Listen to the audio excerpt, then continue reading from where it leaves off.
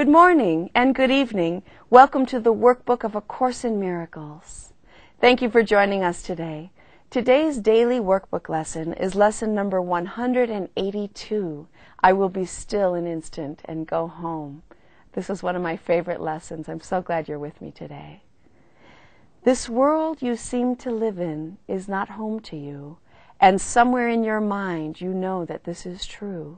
A memory of home keeps haunting you, as if there were a place that called you to return, although you do not recognize the voice, nor what it is the voice reminds you of. Yet still you feel an alien here, from somewhere all unknown. Nothing so definite that you could say with certainty you are in exile here, just a persistent feeling, sometimes not more than a tiny throb, at other times hardly remembered, actively dismissed, but surely to return to mind again. No one but knows whereof we speak. Yet some try to put by their suffering in games they play to occupy their time and keep their sadness from them. Others will deny they are sad and do not recognize their tears at all. Still others will maintain that what we speak of is illusion, not to be considered more than but a dream, yet who, in simple honesty, without defensiveness and self-deception, would deny he understands the words we speak? We speak today for everyone who walks this world, for he is not at home. He goes uncertainly about in endless search, seeking in darkness what he cannot find, not recognizing what it is he seeks. 1,000 homes he makes, yet none contents his restless mind. He does not understand he builds in vain. The home he seeks cannot be made by him. There is no substitute for heaven. All he ever made was hell. Perhaps you think it is your childhood home that you would find again. The childhood of your body and its place of shelter are a memory so distorted now that you merely hold a picture of a past that never happened. Yet there is a child in you who seeks his father's house and knows that he is alien here. This childhood is eternal, with an innocence that will endure forever. Where this child shall go is holy ground.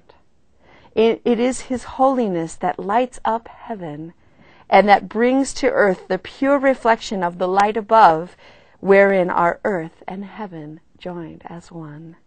It is this child in you your Father knows as his own son. It is this child who knows his Father. He desires to go home so deeply, so unceasingly. His voice cries unto you to let him rest a while. He does not ask for more than just a few instants of respite, just an interval in which he can return to breathe again the holy air that fills his Father's house. You are his home as well. He will return, but give him just a little time to be himself within the peace that is his home, resting in silence and in peace and in love. This child needs your protection. He is far from home. He is so little that he seems so easily shut out, his tiny voice so readily obscured, his call for help almost unheard amid the grating sounds and the harsh and rasping noises of the world. Yet he does not know that in you still abides his sure protection. You will fail him not. He will go home, and you along with him. This child is your defenselessness, your strength. He trusts you. He came because he knew you would not fail. He whispers of his home unceasingly to you. For he would bring you back with him, that he himself might stay and not return again where he does not belong and where he lives an outcast in a world of alien thoughts. His patience has no limits.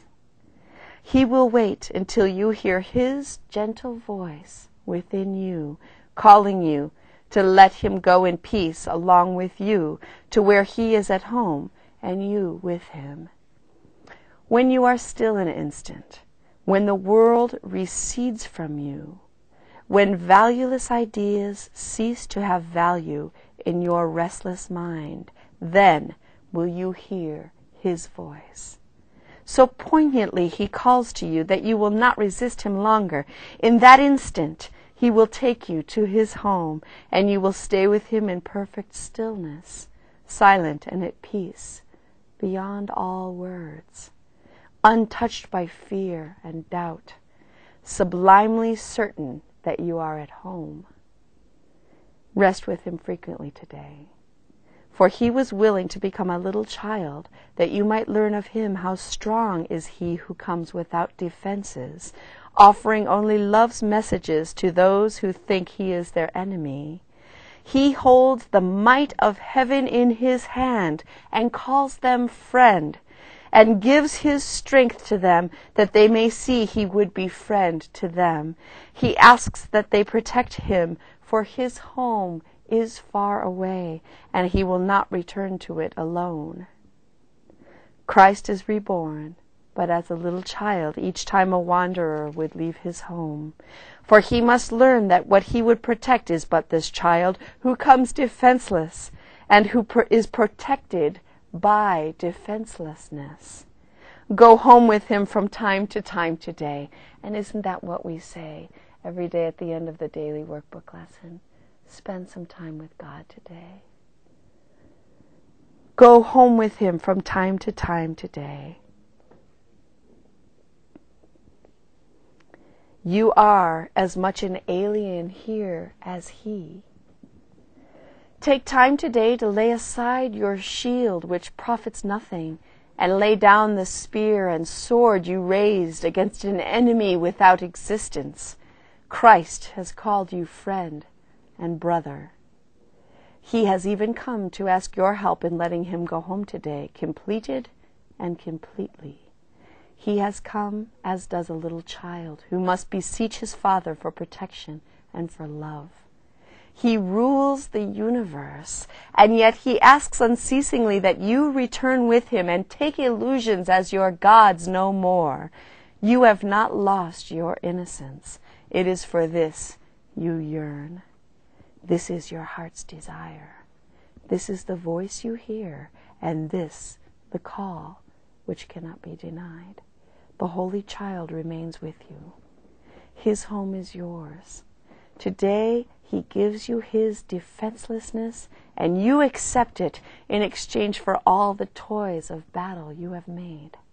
And now, the way is open, and the journey has an end in sight at last.